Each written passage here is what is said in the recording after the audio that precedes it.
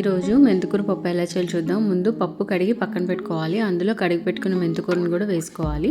ఇందులోనే ఉల్లిపాయలు, టమాటాలు, పచ్చిమిరపకాయలు కొంచెం వేసుకోవాలి. వేసుకున్న తర్వాత ఇందులోనే కొత్తిమీర, కరివేపాకు కూడా వేసుకోవచ్చు. కరివేపాకు ఇష్టం లేదన్న వాళ్ళు స్కిప్ చేసుకోవచ్చు.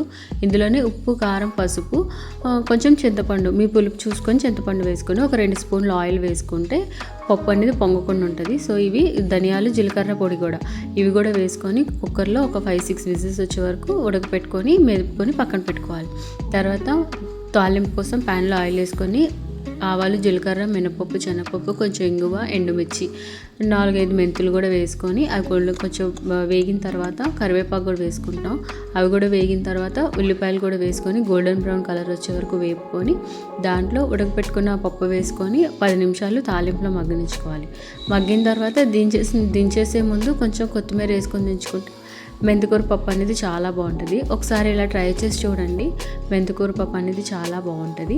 సో ఇది కూడా ఒకసారి మీరు ట్రై చేసి ఎలా ఉందనేది కామెంట్స్లో చెప్పండి.